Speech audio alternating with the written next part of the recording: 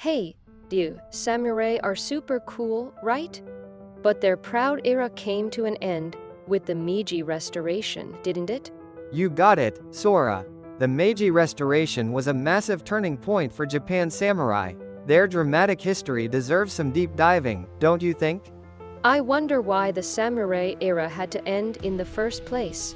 Well, to put it simply, modernization. But behind that word lies a whole lot of drama. So, who exactly were the samurai?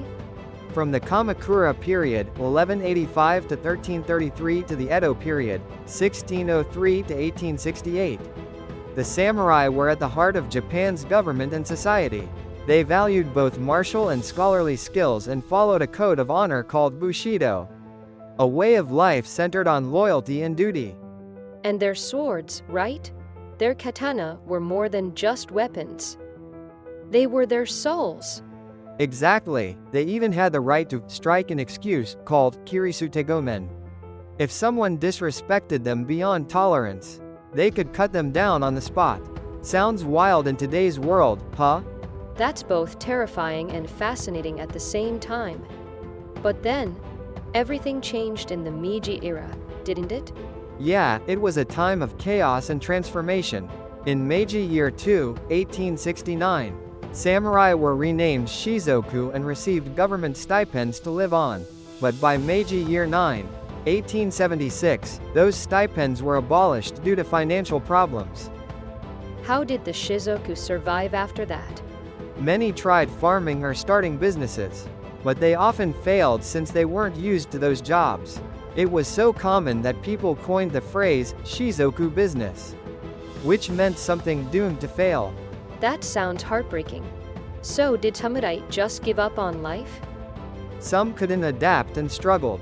Then came the military draft in Meiji Year 6, 1873, which allowed anyone, even farmers, to become soldiers. That shattered the idea of samurai being the exclusive warrior class. And on top of that, the government banned samurai from carrying swords with the Haidode sword abolishment edict, right? Exactly. In Meiji Year 9, 1876, the law banned civilians from carrying swords.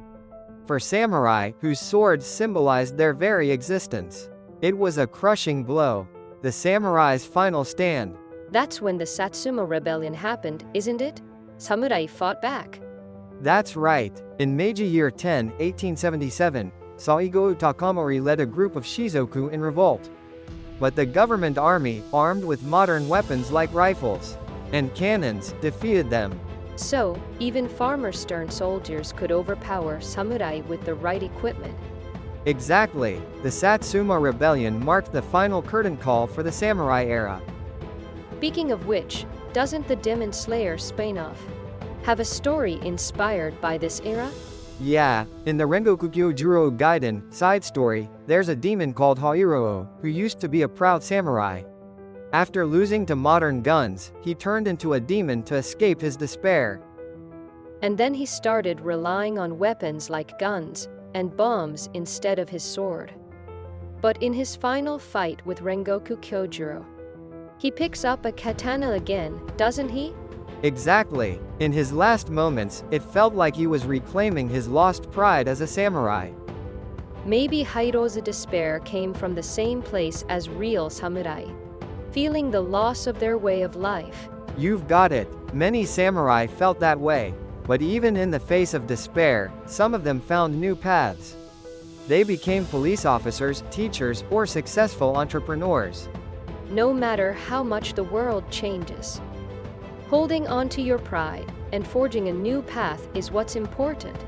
Exactly. The samurai spirit couldn't stand up to the tide of modernization, but their resilience and honor continue to inspire us today. The pride of the samurai and the sadness of being swept away by history. Both sides of the story really hit home. Yeah, their way of life still has lessons for us modern folks.